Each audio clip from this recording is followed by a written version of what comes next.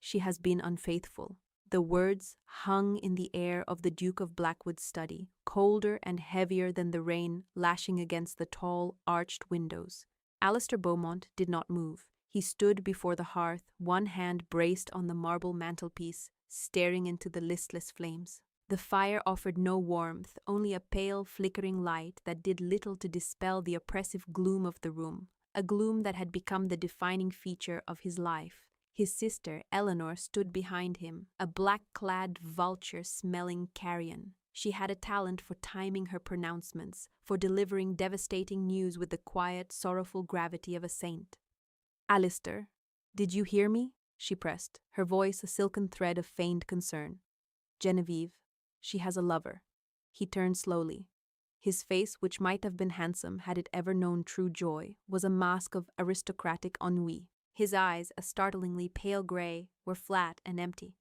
"Proof, Eleanor. I require more than your suspicions." "Of course," she said, her expression pained, as if his doubt wounded her deeply. She moved to his vast mahogany desk, her movements rustling with the sound of expensive mourning silk. She had been mourning her late husband for a decade, a performance of grief that had become her entire identity. She retrieved a folded piece of paper and a leather-bound ledger. "I would not bring you such a thing without certainty. It would be too cruel." Alistair's gaze fell to the items in her hand. The letter was on cheap common paper. The ledger was Genevieve's household accounts book. He felt nothing, not anger, not betrayal, only a profound and familiar weariness. His marriage to Genevieve had been a transaction, a matter of duty. After his first wife, his beloved Amelia, had died birthing their son, the duchy needed a duchess. Genevieve, the daughter of an impoverished earl, had been a suitable, quiet, and beautiful choice. He had promised her his name and his protection. He had never promised her his heart. That had been buried with Amelia. He took the letter. The script was an unfamiliar looping scroll. It spoke of secret meetings, of stolen moments, of a passion he knew for a fact his wife had never experienced with him. It was addressed to "My dearest G." It was sickeningly poetic. He felt a flicker of something then, a distant spark of humiliation, that he, the Duke of Blackwood, was being made a fool of in his own house. "And this?" he asked, his voice dangerously soft as he gestured to the ledger. "I was reviewing the accounts as you asked," Eleanor said, her eyes downcast. "I found this entry, a payment of £50 to a Dr. Albright in London, made 3 weeks ago, the same week the letter speaks of a London tryst."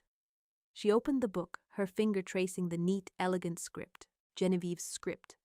"I made some inquiries. This Dr. Albright is no specialist for coughs or fevers. He is a physician known for delicate matters, for women."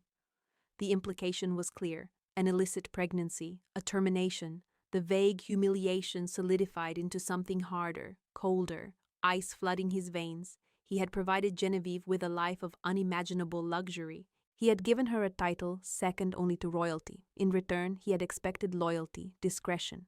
He had expected her to uphold the honor of his name. "Where is she?" he asked. The question was flat, devoid of emotion. It was the tone he used to dismiss a clumsy footman. "In the morning room, with Julian." Of course, she was always with Julian, his son, his blind, fragile son. Amelia's last painful gift to the world. Julian was 6 years old, a small, pale boy who lived in a world of shadows and sounds, and who frustrated Alistair with his constant, unnerving stillness. Genevieve was patient with him. She spent hours reading to the boy, describing the colors of the garden he could not see, teaching him the names of birds by their song. Alistair had seen it as a duty she performed well. Now it seemed a grotesque charade. He strode from the room without another word, the forged letter clutched in his hand. He did not see the triumphant glint in Eleanor's eye as she watched him go. He saw only the neat lines in the accounts book, the florid prose of the letter, and the face of his quiet, unassuming wife. The morning room was the only bright space in Blackwood Manor. Sunlight, weak as it was, streamed through the glass, illuminating the dust motes dancing in the air. Genevieve sat on the floor, a book open in her lap. Julian was beside her, his small hand resting on her arm, his head cocked as he listened intently. He was smiling. It was a rare sight. And the knight's shield was as blue as a robin's egg with a silver griffin soaring across it, Genevieve was saying, her voice soft and melodic. Alistair stopped in the doorway. The domestic scene was an affront, a lie painted over a canvas of deceit. Genevieve. Her head snapped up. The smile vanished from her face and from Julian's. The boy's sensitive hearing could detect the glacial cold in his father's voice. She saw the paper in Alistair's hand, the rigid set of his jaw. A knot of ice formed in her stomach. She had lived in this house for 2 years, walking on eggshells, trying to be the perfect, invisible duchess. She had known this fragile peace could not last. "Your Grace," she said, rising slowly to her feet. It was what he preferred her to call him, a constant reminder of the chasm between them. "Leave us, Julian," Alistair commanded. The boy flinched. He reached a searching hand out for Genevieve. She took it, squeezing it gently. "It is all right, my love. Go with nurse. I will be along shortly."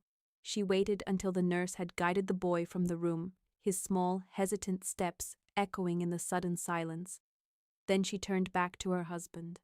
Her heart was hammering against her ribs, a frantic bird trapped in a cage. "What is this?" she asked, though she already feared the answer.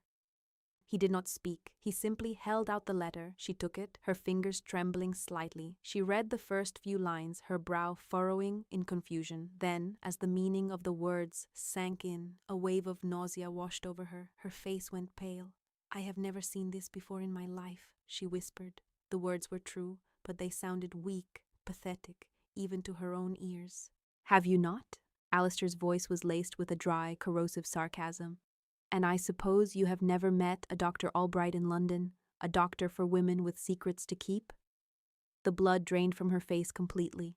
Dr. Albright. She had gone to see him, but not for herself. She had taken all her private savings, the last of the dowry money her father had scraped together, to pay for a consultation. She had heard he was the most brilliant mind in Europe on ocular afflictions. She had gone to ask him if there was any hope, any treatment at all, for Julian. The doctor had been kind, but his verdict was final.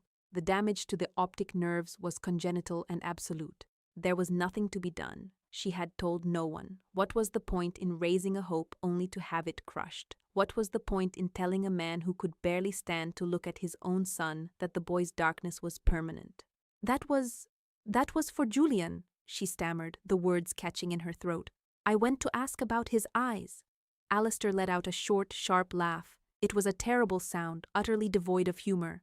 "How very noble. You craft a lie that plays on my son's affliction. You truly are a creature of rare cunning, Your Grace." "It is not a lie," she insisted, her voice gaining a desperate strength. "Alistair, you must believe me. I could never— "Do not use my name," he snarled, the mask of indifference finally cracking to reveal something ugly beneath. "You have forfeited that right. You have brought shame to this house, to my name. You have sullied the memory of my wife." Each word was a physical blow. She staggered back, her hand flying to her mouth. The injustice of it was a poison, burning its way through her. She had done nothing but try. Try to be a good wife to a man made of stone. Try to be a mother to a boy abandoned by his own father. And this was her reward. "I am with child," she said, the words falling from her lips before she had even consciously formed them. It was the truth. A fragile, secret truth she had been cherishing for 3 weeks. A tiny flicker of hope that this baby, their baby, might finally bridge the gulf between them. She saw his face and knew, instantly, what a catastrophic mistake she had made. His expression hardened into something beyond fury. It became a look of pure disgust. He looked at her belly as if it contained some kind of plague. The child was not a bridge. It was the final damning proof of her guilt. "Get out," he said, his voice dropping to a lethal whisper. "Pack a bag. Take nothing of value, nothing that bears my family's crest. A carriage will take you to the coast. From there, you will be on your own. You are no longer the Duchess of Blackwood. You are nothing. If you ever attempt to contact me or my son again, I will see you ruined in a way you cannot possibly imagine." She stared at him, her mind reeling. The floor seemed to tilt beneath her feet. She was drowning in the cold gray of his eyes. There was no appeal, no mercy. He had already convicted and sentenced her. She did not cry. She did not beg. A strange, chilling calm descended upon her. She looked at this powerful, beautiful, broken man, and all she felt was a vast, empty pity. For him, for his son, for the child growing inside her who would now never know its father. She turned and walked out of the room. She went upstairs, not to her grand ducal apartments, but to the small room where she kept her old things, the simple dresses from her life before the title. She packed one small bag. She took the last of her pin money, a handful of sovereigns she kept in a wooden box. Her eyes fell on the jewelry box on her dresser. Inside, nestled on velvet, was a pair of sapphire earrings. They matched his eyes. He had given them to her a year ago, on their first anniversary. It was the only time he had ever shown her a flicker of spontaneous kindness. She picked them up, the cold stones heavy in her palm. She walked back to his study. He was standing where she had left him, staring at the fire again. He had thrown the forged letter into the flames. The evidence of his monumental error was turning to ash. She did not say a word. She walked to the desk and placed the sapphire earrings directly in the center of the polished wood. They glittered in the dim light. Two perfect, teardrop-shaped accusations. Then she left. She walked out of the grand silent house, her back straight, her head held high. She did not look back. The rain had stopped, and the air smelled of damp earth and rot. It was the smell of her old life turning to mulch behind her. She was no one, with nothing, carrying a secret that would define the rest of her days. 5 years passed. 5 years of silence. 5 years of ghosts. Blackwood Manor had become a mausoleum. The dust sheets were not literal, but they were there all the same, coating every surface, muffling every sound.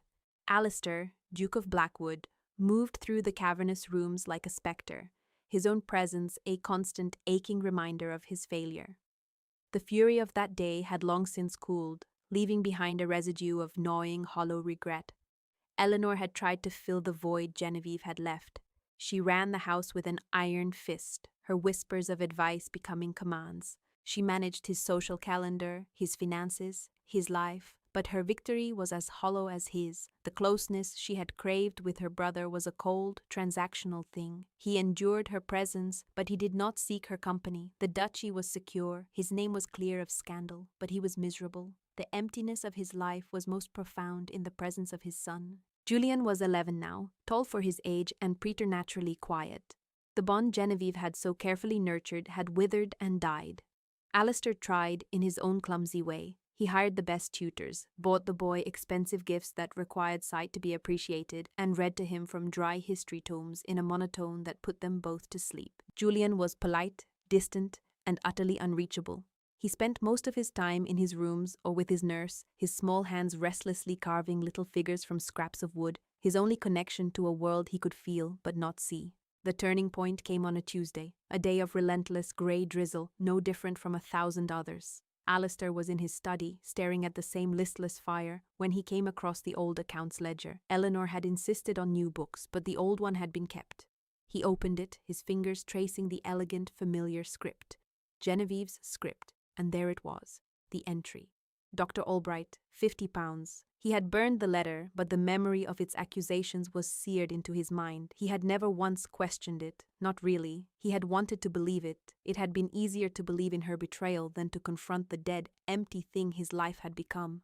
But now, in the suffocating silence of 5 years of regret, the lie seemed thin, threadbare. Why would she use her own accounts book to record a payment for a secret, illicit affair? Genevieve was intelligent, cautious. It made no sense. It was for Julian, her voice echoed in his memory. I went to ask about his eyes. The thought, once dismissed as a desperate lie, now lodged in his mind like a splinter. He had been so consumed by his own grief for Amelia, so frustrated by Julian's condition, that he had never sought a second or third or fourth opinion. He had accepted the initial prognosis as final. But Genevieve, she had not given up. He closed the book. A cold, sickening dread began to unspool in his gut. It was the feeling of a man standing on the edge of a precipice, realizing the ground beneath his feet had been an illusion all along. He summoned his man of business, a sharp, discreet London solicitor named Mr. Davies. I need you to find someone, Alistair said, his voice hoarse. A Dr. Albright, a specialist in ocular medicine. I need to know everything about him, and I need you to find a woman. He paused. He did not even know what name she would be using. She was the Duchess of Blackwood. She left here 5 years ago. Find her. Be discreet. No one, especially not my sister, is to know of this. While Davies began his quiet investigation, Genevieve, now known only as Jenna, scrubbed the floor of the common room at the Weary Traveller Inn. The water was grey and cold, the lye soap biting at the skin of her hands. Her knuckles were raw, her nails broken. There was a permanent ache in her lower back. She was no longer the Duchess of Blackwood. She was a widow, or so she told people, a woman named Jenna whose husband had died at sea, leaving her with a young son to raise. She had found her way to the remote, windswept village of Oakhaven, a place so insignificant it was little more than a smudge on the map. The innkeeper, a gruff, stout woman named Martha, had taken pity on her and given her a job in exchange for a small, drafty room under the eaves and 2 meals a day. It was a hard life, a brutal life, but it was hers. "Mama," a small voice cut through the noise of the inn. She looked up, and her heart, as it always did, swelled with a fierce, protective love that was the sun in her otherwise grey world. Leo, her son, stood in the doorway to the kitchen, his small face smudged with flour. He was 4 years old, a whirlwind of energy, with a mop of unruly dark hair and eyes the exact startling shade of pale grey as his father's. Every time she looked at him, it was a fresh stab of pain, a reminder of the man who had cast them out, the man who had no idea his second son even existed. But the pain was always overwhelmed by love. Leo was her reason for everything, for scrubbing floors, for enduring the cold, for getting up each morning. "There you are, my little rascal," she said, her voice softening. She pushed a stray strand of hair from her face with the back of her wrist. "Did you help Martha with the bread?" "I made a snake," he announced proudly, holding up a lumpy twist of dough. "It is a magnificent snake," she said, a genuine smile touching her lips. This was her world now. Not grand balls and stifling court etiquette, but the smell of baking bread and the simple, perfect joy of her son's laughter. She had survived. She had built a life from the ashes of her old one. She was no longer the fragile, quiet Duchess. She was Jenna, a mother, a survivor. She had told herself she hated Alistair. For 5 years she had nurtured that hatred, letting it form a protective callus around her heart. But sometimes in the dead of night, when Leo was sleeping beside her, his small hand clutching her arm, she would allow herself to remember the weight of his hand on hers, the rare fleeting moments of connection, the sapphire earrings, and she would feel not hatred but a deep, inconsolable sorrow for what they had all lost. Mr. Davies was ruthlessly efficient. Within 2 weeks, he returned to Blackwood Manor with a slim folder. "Your Grace," he began, his face impassive. "Dr. Albright is indeed one of the foremost experts on congenital blindness in Europe. He keeps meticulous records. He confirms a consultation 5 years ago with a woman matching the Duchess's description. The subject was the eyesight of a 6-year-old boy. The prognosis, he says, was not favourable." Alistair felt the air leave his lungs. It was true, all of it. He sank into his chair, the study seeming to spin around him. He had been a fool, a blind, arrogant, monumental fool. He had allowed his sister's poison to corrupt him, had allowed his own grief and pride to curdle into cruelty. And the Duchess? He forced himself to ask. That was more difficult, Davies admitted. She vanished. It seems she intended to. But my associate in the north found a trail. A woman, a supposed widow named Jenna, working as a maid at an inn in a village called Oakhaven. She has a 4-year-old son. A son. The words hit Alistair with the force of a physical blow. A 4-year-old son. He did the math in his head, his hands beginning to shake. The child she had told him about, his child, a son he had thrown away along with his mother, the sickening dread in his gut transformed into a raging, horrifying self-loathing. He had not just wronged Genevieve, he had abandoned his own child to a life of poverty and hardship. The magnitude of his crime was staggering. "Prepare my carriage," he said, his voice a raw rasp. "I am going to Oakhaven," Eleanor protested, of course. "Oakhaven, Alistair. There is nothing there. It is a wretched, muddy backwater. What business could you possibly have there?"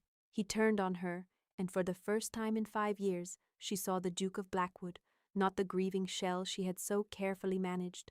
His pale eyes were chips of ice, burning with a cold fire that made her recoil. "My business, Eleanor," he said, his voice dangerously quiet, "is my own. You will remain here, and when I return, you and I will have a conversation about lies and letters and doctors." He left her standing in the great hall, her face ashen, the first tremors of fear finally breaking through her smug composure. The journey north was a torment. Every turn of the carriage wheels was a turn of the knife in his gut. He imagined Genevieve, cold and hungry. He imagined his son, a boy he had never seen, growing up in an inn, without his name, without his protection. The shame was a physical thing, a heavy cloak he could not shrug off. Oakhaven was even more grim than he had imagined, a cluster of stone cottages huddled around a muddy square. The weary traveler was a squat, slate-roofed building with smoke curling from its chimney. It looked tired and defeated.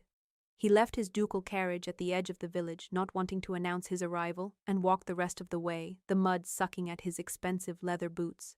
He stood across the square, hidden in the shadow of the ancient oak that gave the village its name, and he watched. He saw her. She came out of the inn, carrying a bucket of dirty water. Her hair, once so meticulously styled, was tied back in a simple knot. Her dress was coarse, faded wool. Her hands were red and chapped. She was thinner, and there were lines of exhaustion around her eyes that had not been there before. But it was her, Genevieve, and then he saw the boy. He came running out of the inn after her, chasing a stray chicken. He had a wild mess of dark hair and a face alight with childish glee. He stumbled, falling into the mud, and let out a surprised yelp. Genevieve put down the bucket and rushed to him, but she was not coddling. She pulled him up, her expression a mixture of exasperation and deep affection, and began brushing the mud from his clothes. The boy looked up at her laughing, and Alistair's heart stopped. The boy had his eyes, the same pale, unmistakable Beaumont grey. It was real, all of it. He had a son. A wave of something fierce and possessive and utterly terrifying washed over him. That was his son, that was his wife, and they were living in this squalor because of him. He felt an almost uncontrollable urge to stride across the square, to sweep them both up and carry them back to the life they were stolen from. But he stopped himself. What right did he have? He was not a savior. He was the monster in their story. He watched until she led the boy back inside.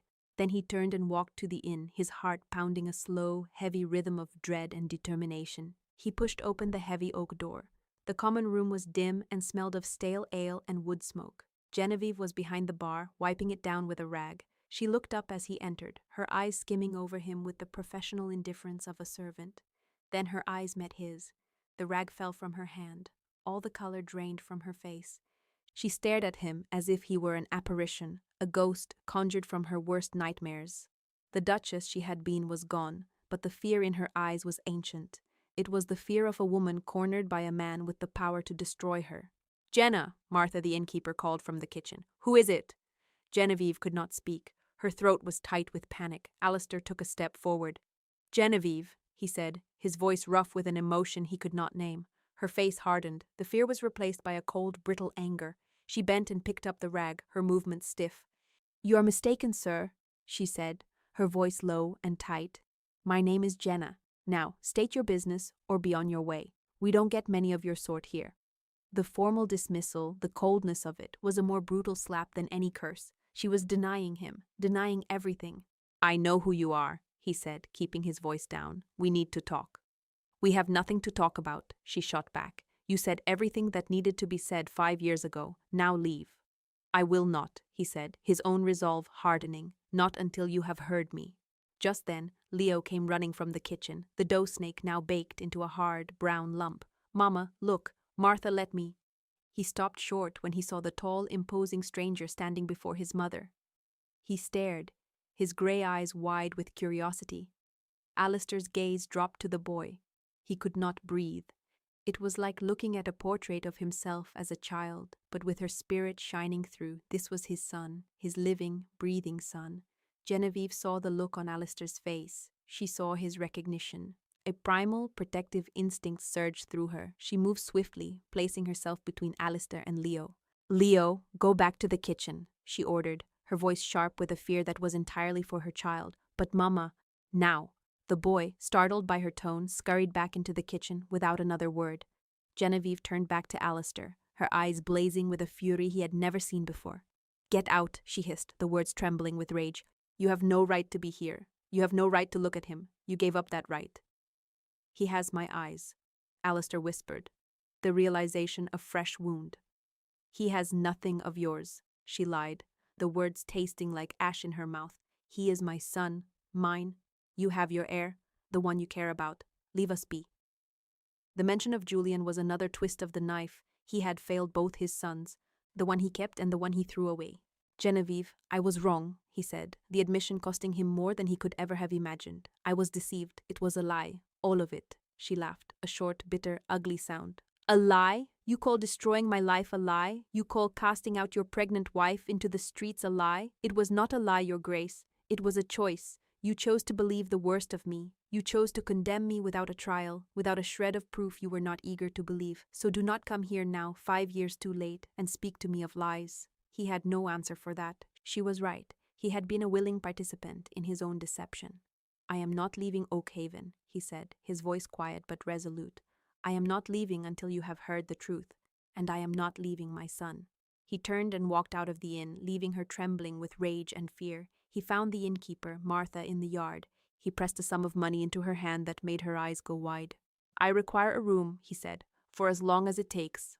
The Duke of Blackwood, a man who owned 3 castles and a London palace, took up residence in a small damp room above the stables of the weary traveller.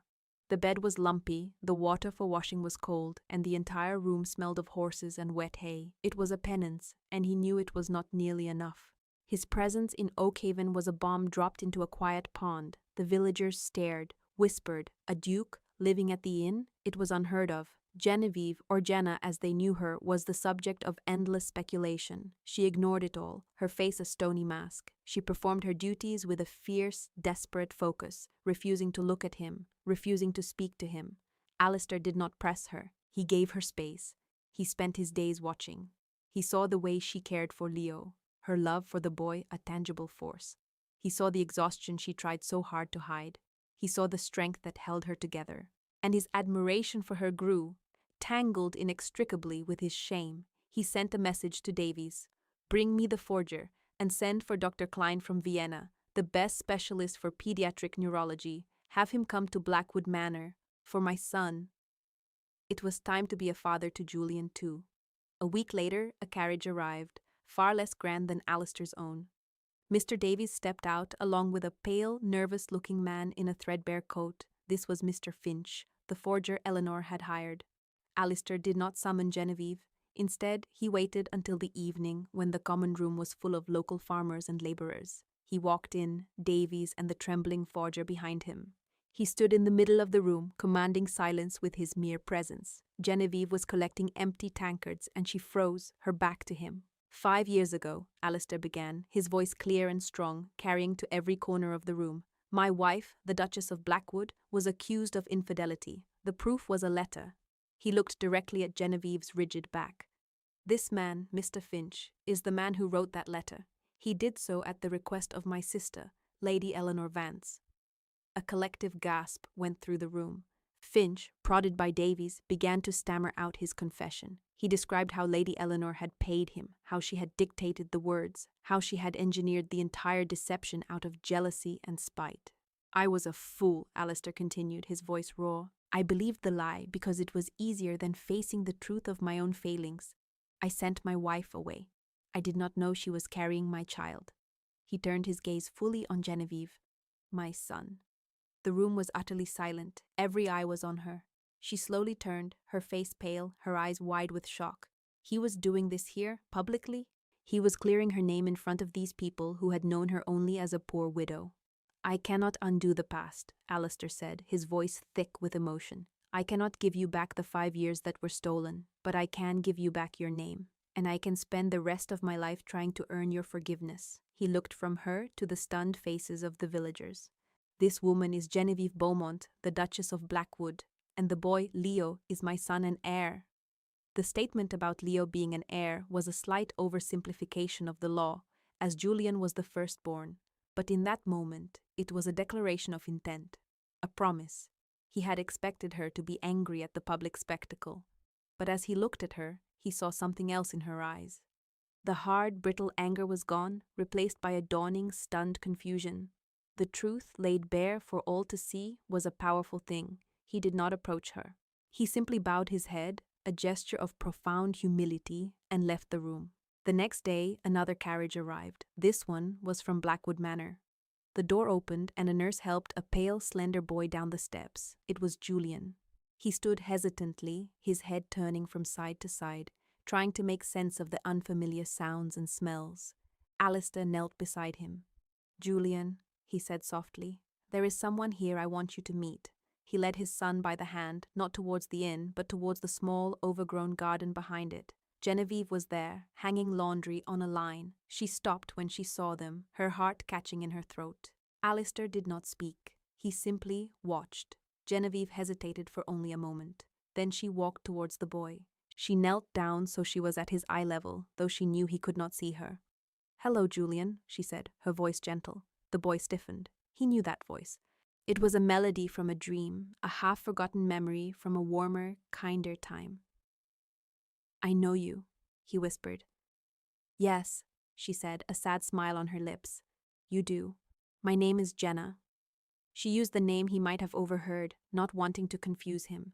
She did not try to touch him. Instead, she reached into the pocket of her apron and pulled out a small, smooth river stone and a dried lavender head. "I have something for you," she said. "Close your eyes." "Oh," she caught herself, a flush rising on her cheeks. "Silly me, just hold out your hands." Julian hesitantly held out his hands. She placed the stone in one palm. "This is a wishing stone from the river," she explained. "It is smooth and cool. The water has been tumbling it for 100 years. Then she placed the lavender in his other hand. "And this is lavender. Squeeze it gently. Can you smell it? It smells like the color purple." Julian brought the fragrant herb to his nose and inhaled deeply. A tiny, uncertain smile touched his lips. Alistair watched, his throat tight. He had never thought to describe a color with a scent. He had never known how to enter his son's world. Genevieve had just walked in as if she had the key all along. She spent the next hour with him in the garden. She gave him a fuzzy lamb's ear leaf to feel, describing it as a piece of soft gray cloud. She had him touch the rough bark of the old oak tree, telling him it was the skin of a sleeping giant. She took his hand and let him feel the delicate, papery wings of a butterfly that had landed on a flower. She was not just showing him things, she was translating the world for him. Leo, seeing his mother with a new boy, came over, his expression wary. "Who's he?" he asked, pointing at Julian. "This is Julian," Genevieve said calmly. "He is a friend." "Why does he not look at me?" Leo asked, with the blunt honesty of a child. "Julian's eyes are sleeping," Genevieve explained simply. "So he sees the world with his hands and his ears instead." Leo seemed to accept this. He held out his baked dough snake. "Want to feel my snake? It is very lumpy." Julian reached out a hesitant hand. His fingers traced the hard, uneven surface of the dough, and then a small sound escaped him, a chuckle. It grew into a full, uninhibited laugh, a sound of pure, unadulterated delight. It was a sound Alistair had not heard from his son in 5 years. He stood by the stone wall, the setting sun casting long shadows across the garden, and he watched the woman he had wronged teach his blind son to laugh again, while the secret son he had never known stood beside them, offering a lumpy dough snake as a token of friendship. For the first time, the crushing weight of his guilt was pierced by a single, fragile ray of hope. It was not forgiveness, it was not a resolution, but it was a beginning. He had come to Oakhaven to reclaim what he had lost. But watching them there, in the fading light, he realized he could not reclaim anything. He could only hope to be allowed to help build something new. In the days that followed, a fragile routine began to form. Alistair did not push. He did not make demands. He existed on the periphery, a quiet, watchful presence. He took his meals in the common room, speaking politely to the other patrons. He spent his time with Julian, trying to emulate Genevieve's patience, trying to learn the language of his son's world.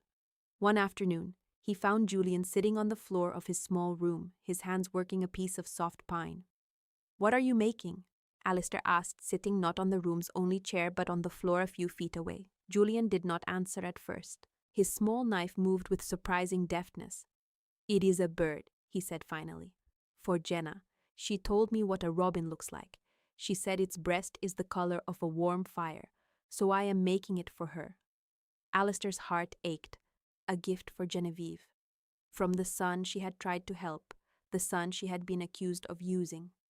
"That is a very kind thought, Julian." "She is kind," Julian said simply. "She does not get tired of my questions." The unspoken accusation hung in the air between them. "You do." "I know," Alistair said, his voice quiet. "I have not been a good father to you, Julian. I let my own sadness make me distant. I am sorry." Julian's hands stilled. He had never heard his father apologize for anything. He did not know what to say. He simply nodded and returned to his carving. But the wall of silence between them had developed a small, crucial crack. That evening, Alistair sought out Genevieve. She was in the kitchen, helping Martha peel potatoes. He stood in the doorway, waiting to be acknowledged. "What is it, Your Grace?" she asked, not looking up from her work. Her voice was weary. "I have sent for Dr. Klein. From Vienna," he said. "He is the best. He will be at Blackwood when we return. For Julian." She finally looked up, her knife still in her hand. There was a flicker of something in her eyes. Surprise? Hope? "Why are you telling me this?" "Because you were right to seek help for him. It is what I should have done all along," he admitted. "I want you to be there. I want you to speak with him. You understand how to talk about these things." It was a clumsy offering, an admission of his own inadequacy. She saw the effort it cost him. The great Duke of Blackwood, admitting he needed her. "I see," she said softly. She returned to her potatoes, but her movements were less tense. The next day, he made another attempt. He found her mending a tear in Leo's shirt by the weak light of a window. He held something out to her. It was the household ledger. "I want you to look at this," he said. She stared at it. "I have no need to look at that." "Please," he said. He opened it to a different section, to the plans she had drawn up for a new glass house for the kitchens, the detailed notes she had made on crop rotation for the tenant farms, the budget she had proposed for a small school for the estate children. All things she had worked on in her first year, projects he had dismissed as frivolous. "I never truly looked at these. I never saw what you were trying to do. You were not just a duchess, you were trying to make Blackwood better, a home." She looked at her own handwriting, at the plans she had poured her lonely hours into, plans for a future he had never let happen. "It does not matter now," she whispered. "It matters to me," he said. "I see it now. I see you." He was not just clearing her name. He was seeing her value, the value he had been blind to for so long. It was a more profound apology than his public declaration. The true breakthrough came, as it so often does, through the children. A week into their strange, suspended new life, a fierce autumn storm blew in from the coast, rain hammered the roof, and the wind howled like a hungry wolf. Leo, who had never been in a storm so violent, was terrified. He cried in Genevieve's arms, inconsolable. Alistair heard the boy's frightened sobs from his room across the yard. Without thinking, he pulled on his boots, threw a heavy cloak over his shoulders, and battled his way through the wind and rain to the main inn. He found Genevieve in her small attic room, trying to soothe their crying son. Julian was there too, having been brought in from his own room, and he sat silently on the edge of the bed, his face pale and tense. "He will not calm," Genevieve said, her expression fraught with worry. Alistair looked at his frightened son. He remembered something from his own childhood, a story his father used to tell him during thunderstorms. He knelt down beside Leo. "Leo," he said, his voice calm and steady over the roar of the wind. "You do not need to be afraid. That is not a monster. That is the great sky giant, snoring in his bed." Leo's sobs quieted to whimpers. He peeked at Alistair over Genevieve's shoulder. "Snoring?" "A great rumbling snore," Alistair confirmed. He deepened his voice into a low rumble, like that, and the rain is just his dog shaking water from its coat. A tiny giggle escaped Leo. Genevieve stared at Alistair, her eyes wide. She was seeing a side of him she never knew existed. The father, the storyteller. "Is his dog very big?" Leo asked, his fear being replaced by curiosity. "Enormous," Alistair said, warming to his tale. "As big as a mountain, and the lightning, that is the giant's wife, telling him to turn over and stop making so much noise." Julian, sitting on the bed, let out a small laugh. "She must be very cross with him." "Very," Alistair agreed, smiling at his older son. He looked back at Genevieve, his eyes meeting hers over their son's head. In that moment, in the small, cramped attic room, with the storm raging outside and their two sons listening, they were not a duke and a maid. They were a family. The storm passed. The next morning, the world was washed clean. Genevieve found Alistair in the garden, watching Julian show Leo how to identify a blackbird by its song. "Thank you," she said, her voice quiet, "for last night." "He is my son," Alistair replied simply. "It is my duty to comfort him." "It felt like more than duty," she said. He turned to face her. The sun was on her face, and he saw not the tired maid or the wrong duchess, but the woman he had married. the woman he had failed, the woman he was, to his own astonishment, falling in love with. It was, he admitted. He reached into his coat pocket and his hand closed around a small velvet pouch. He had been carrying it since he left Blackwood. He pulled it out and opened it. The sapphire earrings glittered in his palm. You left these. She looked at them, the symbol of his one kindness and his ultimate cruelty. I could not keep them. I want you to have them, he said, his voice thick. Not as the Duke of Blackwood ordering his Duchess, but as Alistair, asking Genevieve, please. Let this be a new beginning. For us, for our sons. She looked from the earrings in his hand to his face. His proud, arrogant mask was gone. In its place was a raw, aching vulnerability. He was not commanding, he was pleading. He had done everything she could have asked. He had cleared her name. He had humbled himself. He had become a father to both their sons. He had earned this. Slowly, she reached out and took the earrings. Her fingers brushed against his, and a jolt, warm and electric, passed between them. All right, Alistair, she whispered. A new beginning. Their return to Blackwood Manor was not a return to the old life. It was the start of a new one. Genevieve entered the house not as a silent, decorative wife, but as its true mistress. Her first act was to throw open all the windows, letting the fresh air and sunlight pour into the stuffy, silent rooms. Eleanor was gone. Alistair had confronted her upon his return, not with rage, but with a cold, final pity. He had presented her with Finch's signed confession and the notes from Dr. Albright. Her breakdown had been swift and complete. He had not ruined her publicly. That would only create more scandal to harm the children. Instead, he had pensioned her off, sending her to a remote estate in Wales with the clear, unequivocal understanding that she was never to set foot in Blackwood or contact his family again. Her reign of poison was over. The house, once a tomb, began to fill with life. The sound of Leo's laughter echoed in the grand corridors. The sound of Julian's flute, a new interest he had discovered, drifted from the music room. Genevieve, working with Dr. Klein, threw herself into creating a world for Julian. The gardens were redesigned with sensory paths, full of fragrant herbs, textured leaves, and wind chimes. A tutor was found who specialized in teaching the blind, using raised maps and books with embossed letters. Alistair watched it all, his heart filled with a quiet, profound gratitude. He was a partner in it, not a bystander. He spent his evenings not in his study, but in the family drawing room. He would read to the boys, his voice no longer a monotone, but full of expression, doing all the voices for the characters in the adventure stories Leo loved. One evening, he sat by the fire, watching Genevieve as she sat on the floor between both boys, her arms around them, reading from a book of poems. Julian's head was resting on her shoulder, and Leo was leaning against her other side, his eyes heavy with sleep. The firelight cast a warm, golden glow on their faces. It was a scene of such simple, perfect peace. It was everything he had never known he wanted. She looked up and caught him watching her. She smiled, a real, genuine smile that reached her eyes. The sapphire earrings she wore glinted in the firelight. "What is it?" she asked softly.